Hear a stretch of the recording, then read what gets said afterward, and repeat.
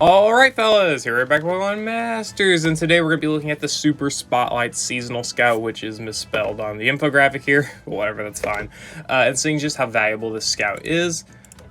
Well, not really valuable, but again, an overview of it. I'm just going to tell you right now, you should probably not go for this banner. Maybe the tiered scout, but honestly, there's only about 2 or 3 sync pairs that are really worth going for in this scout, and it's just crazy, right? The 0.33% rates are absolutely absurd. It needs fixing, but probably it'll probably take a while for that to get fixed, right? But whatever. Let's go ahead and look at the sync pairs and just get a decent overview of them. I'm not gonna go super in depth into their kits like I do for a lot of characters because there's 6 characters I have to go over. So we're just gonna kind of go over them, a little bit each, and then give you a decent enough look. So here's Fall Hilbert and Mighty Yenna. They are a dark striker character, and that's basically your sum up, right? It's basically your sum up. They got double edge for damage, but really, you should never go for double edge because they've got 2 stand fast nodes, and that's it. 2 stand fast 5 nodes, and that's it. Those don't carry any weight anymore. Stand fast 5 double nodes used to be good back in like 2020, maybe 2021. But then it really started aging out. Like Alister started taking a lot of damage. BP Karen took a lot of damage. Hilda takes a lot of damage. All these characters that have stand fast 5 nodes, double stand fast 5 nodes, just tend to not be good anymore with their damage on those moves, just because of how high damage you can get now and all of that type of stuff, right? So you're just better off going for his alternative damage option, Crunch. 3 gauge move, 108 base power, quite a bit lower power, but it's a safer option, right? It's a safer option, so yeah. He does have some pretty decent trainer moves here. X attack for his self-sufficiency. His trainer move here, which raises his speed up to 6, which is very nice, as well as raising his crit. He does lower both of his defenses, but you can kind of work around that. He does, again, have a little bit of self-sufficiency, but it's not too hard to buff him even if he wasn't self-sufficient. Again, Dark Shift, as well as stuff like Carry On and Spur On, but these are just co-op abilities because co-op was decent back in the day, right? Looking at his DPS options, 1 out of 5 he's got ramming speed, that's it. As well as, I guess, Standfast 5, but not really. So ramming speed, that's good, gives you some extra power here, though it is still going to be relatively low damage. If you are going to use him for a Dark Striker at 1 out of 5, you're better off just going on type instead of off type with him. Ramming speed's a decent multiplier, but he has 0 multipliers on his sync move here, and his only DPS multiplier is ramming speed on top of Crunch, which is about 100 base power. So it's not going to be too hard hitting. So 1 out of 5, I'd really just stick to normal on type damage for him. EX can definitely help with some stats, but really the sync move is not going to be too crazy. It does buff his crit though, which is nice. So you only have to use the trainer move once technically, and you can just get lucky on the sync move with the crit, and then you'll have your max crit, which is nice. 2 out of 5, he does get Insult to Injury as well as Haymaker. This is when they actually gave units valuable nodes at 1 out of 5 and 2 out of 5, and Gritty 5 as well, and I guess the Stand Fast nodes as well. So this is definitely very, very nice. This is actually probably his best grid, I would say. 3 out of 5 is not necessary with its multipliers. 2 out of 5 is perfectly fine. You get an actual multiplier with Haymaker as well as another DPS option with Insult to Injury. And there's a good amount of units that can, debuff defense, so he can work very, very well with them, especially other Crunch users like Special Costume Zinnia. Definitely works pretty well there because she also applies rebuff. Definitely works decently well with Akari as well because she applies Dark Zone as well as having some, the physical attacking aspects and all of that, right? So they work relatively well with each other. Overall, Hilbert here, I would just... Hilbert's not really too strong anymore, but he can still do some decent damage, especially on type. Off type, you may be able to work with something. I hate this notifications. Can I mute?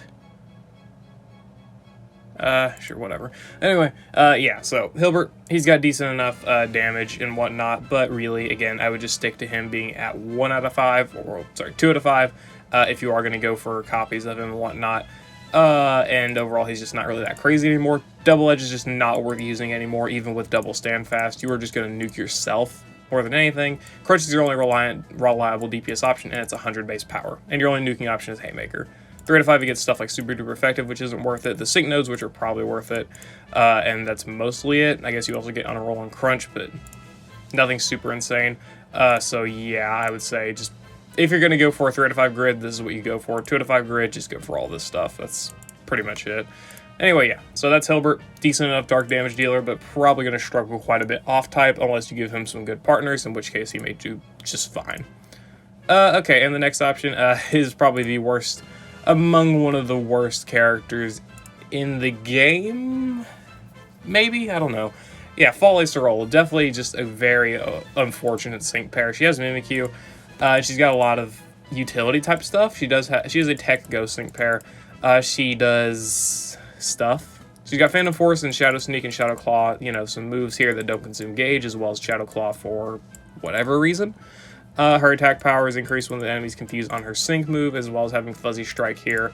So that is also a 1 out of 5 multiplier, so you do get pretty much her max sync nuke at 1 out of 5, though it's not a very good sync move. These are two 50% multipliers combined together, and that's literally it. So it's not really that great, and the sync nodes definitely aren't going to help add immense amounts of power.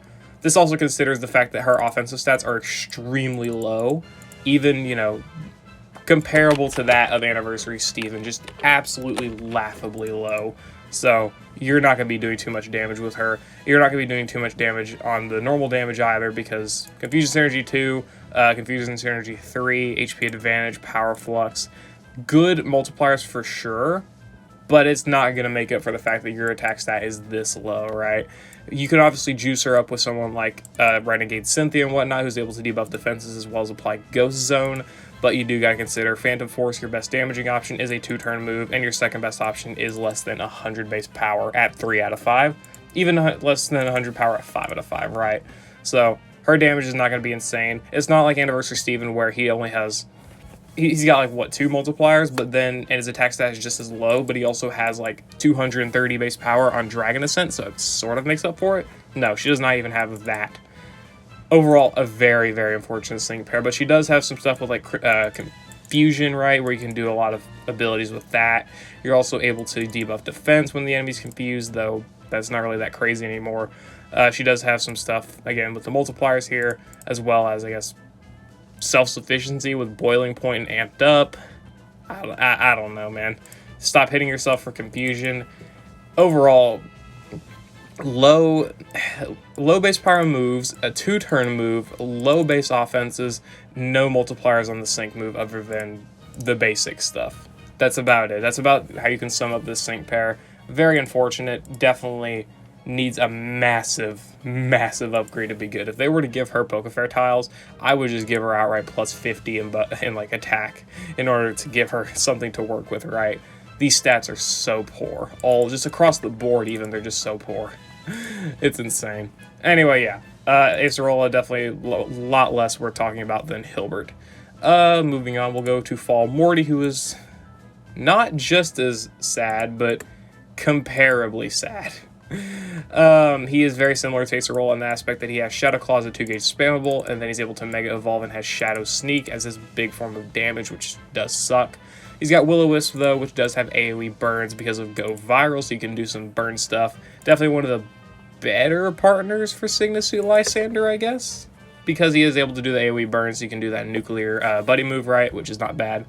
He is able to buff his attack, I guess, with Burn Synergy 5. Big whoop. He's got the Sync Nuke here. Attack power is increased when an enemy is burned. That's fine, I guess. He does have self-sufficiency with his trainer moves and whatnot. 1 out of 5 is pretty much useless outside of the burns, AoE burn stuff. That's literally his only use. He's not going to be doing any damage, especially because Shadow Sneak is a 3-use move here, so definitely not going to be that great. He is able to restore MP for his quick move, attacking burned enemies, though, so you can pretty much have infinite Shadow Sneaks, if that is of any solace to you. So there you go. Attack stat is also quite low, right? Again, same thing as Acerola. It's not quite as low as Acerola's, but very comparable, right? He also gets some speed buffs, I guess, on Mega, but nothing too worth talking about. At 2 out of 5, sorry, he gets some Sync Nodes, and that's pretty much it. He gets Overwhelm 9 on Shadow Sneak as well for attack debuffs, if you do want to, use that. And 3 out of 5, he gets stuff like Pecking Order for a multiplier, Power Posture, Scorching Sync 5, Power Reserves, and Sync Nodes, right? And Head Start 1, I guess. And more Overwhelm 9s on the Shadow Sneaks. My gosh. Unfortunately, this is locked to Shadow Sneak, though, so you don't get it on Shadow Claw, meaning he can't debuff attack until he Megas, which means he would have to have already used his Sync move. So yeah, they didn't think that one through, in my opinion. Just should have made this Overwhelm 9. Just 2 Overwhelm 9 nodes, that's it. You just had to do that. And on the Sync Nuke, it's not that great either. It's got 4 nodes, which is definitely better than Acerola, but you do got to consider it is lower base power because of it being a Mega Pokemon, as well as having Scorching Sync 5 in pecking order. Definitely not bad multipliers. So the Nuke's going to hit harder than Acerola, but you're comparing, you know, trash to garbage, right? It's not going to be too much better. It'll be fine, probably against Ghost stages. His Nuke will do fine. His DPS will be okay, especially under help with like Renegade Cynthia and whatnot, to where you can get some debuffs in as well as a side DPS. But overall, he's not going to be doing anything super insane. The best thing he's got going for him is that his outfit is fire. Yeah, that's about the extent of what he has going on for him. And I guess the AoE burn, but that's about his only niche. Everything else is just very, very, very subpar, especially compared to like a lot of characters that released around his time. Like, he was released during the 2nd anniversary, which is the time where we had disappointing sync pairs like Anniversary Steven.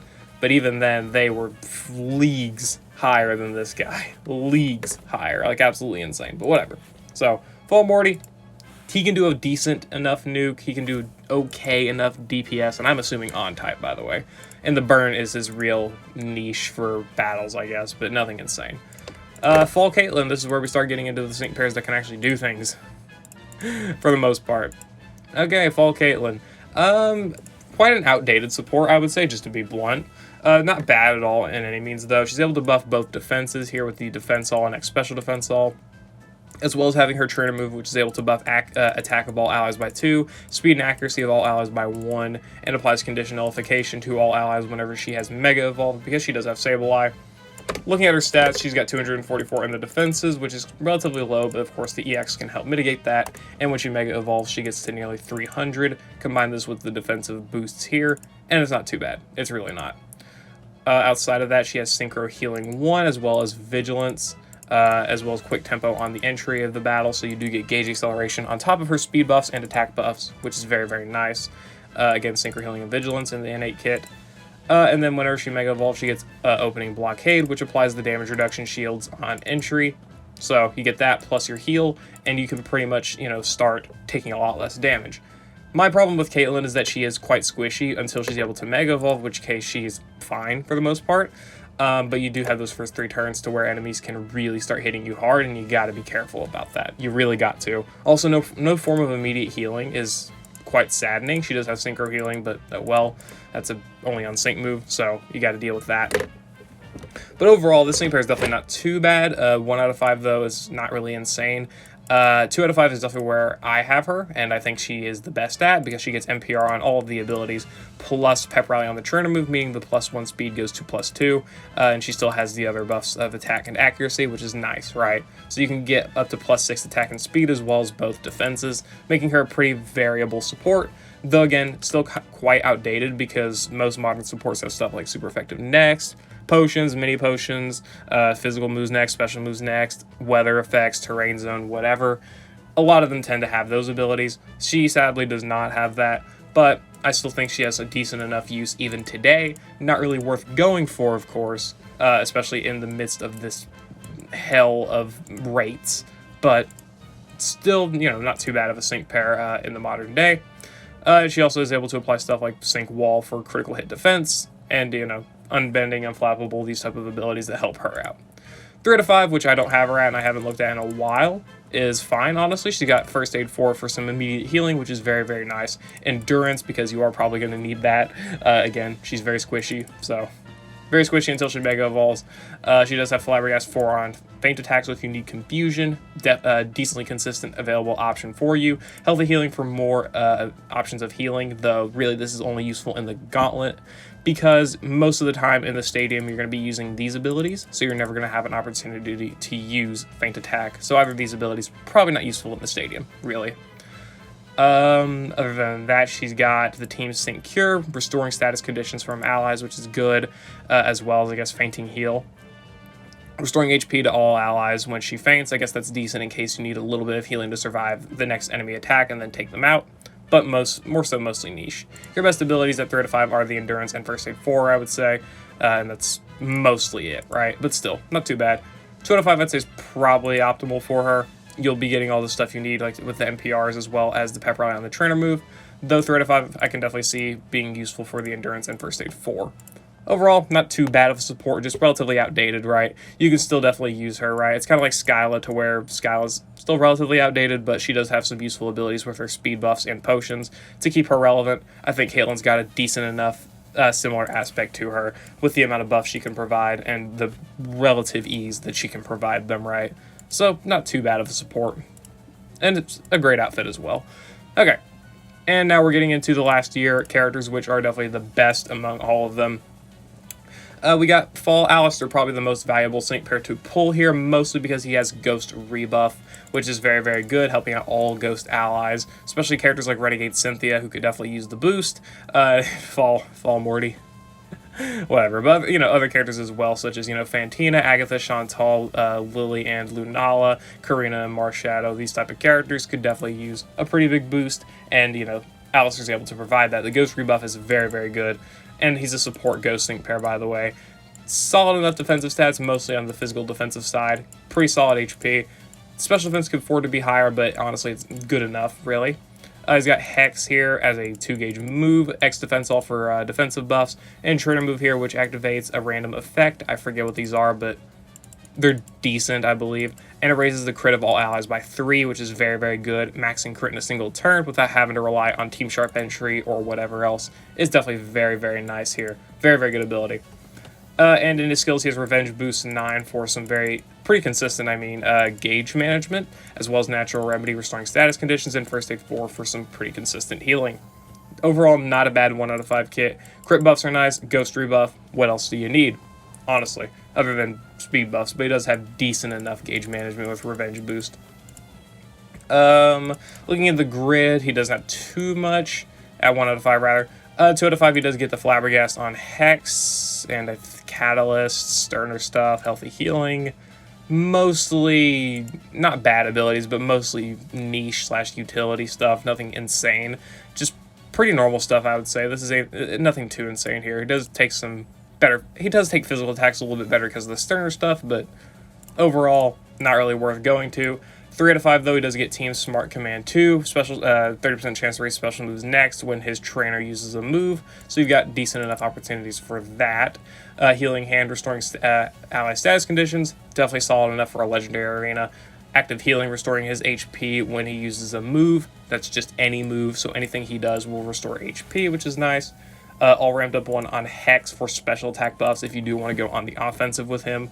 Endurance, Synchro Healing, Numbing Blow. All decent enough abilities, really. The special attack buffs here and special moves next are probably the best abilities at 3 out of 5. Synchro Healing for some healing on himself and allies. Numbing Blow to relieve enemy paralyzed, as well as having Flabbergast, meaning he can very good for Yuxi, obviously, as well being a ghost type. Meaning he can kind of go on the offensive with Hex as well, so that's not too bad.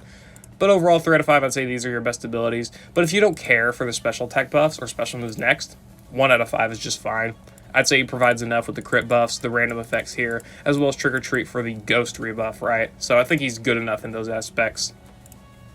And the final character, the one that I showcased technically today, but tomorrow when I upload this, or yesterday rather, whatever. We got Fall, Iris, and Naganadel. Honestly, nothing super crazy about this character. She is a tech poison sync pair, the only character with poison zone, so there you go. She's kind of like a knockoff Lucas in a sense. A lot of people have been comparing her to Lucas, where she has Hyper Beam, but her big aspect is she's got quite low offensive stats. Not super amazing, but you can obviously EX her and whatnot, make those a little bit better, but they'll definitely be they'll show kind of how annoying they can be with how low the stats are, right?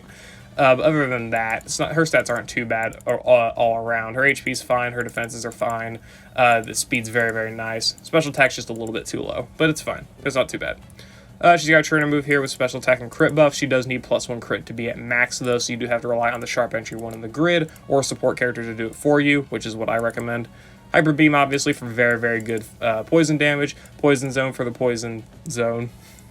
Very, very good for helping out other poison characters for sure. She doesn't synergize too well. I stated this in the video, but she doesn't really synergize too well with the physical attacking poison characters, which are most of them.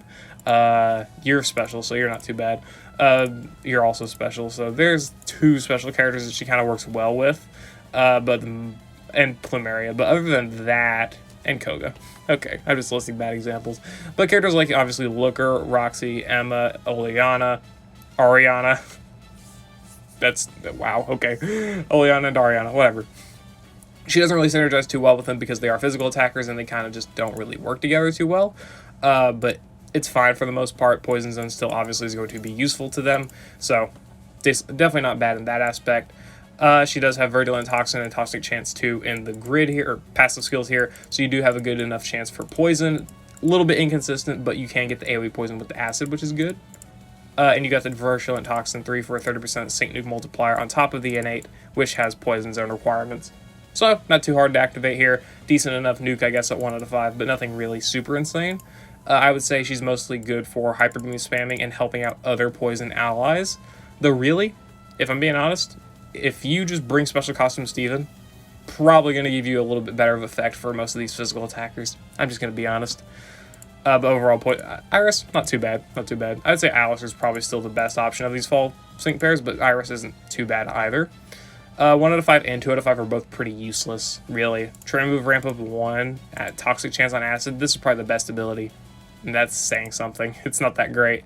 But 3 out of 5 is where she gets everything. Brain Teaser, Smarty Pants, Sharp Entry 1, BOGO Wish on Poison, or BOGO 9 on Poison Wish, sorry. Sync Nodes as well as Acid Honor Roll 9. These are your best abilities and you can pick up most of them. This is, I'm pretty sure, is the only grid you can make. Sorry.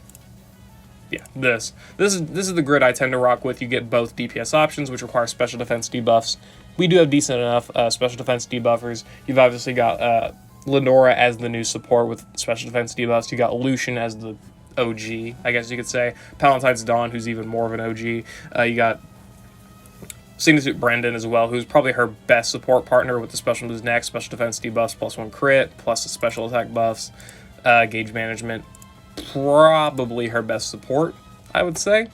Maybe, I could be wrong, I don't remember, but still, very, very good support option for her, as well as a couple other characters that can do some decent special defense debuffing shenanigans and whatnot, right? So she works relatively well with anyone who can do that and max out her multipliers for her, so her hyper beams can hit very, very hard and hit some good nuking damage with her poison beam. So if you are interested in, seeing what Iris can do on type and off type, go watch the video I posted, should be yesterday as the time of uploading this.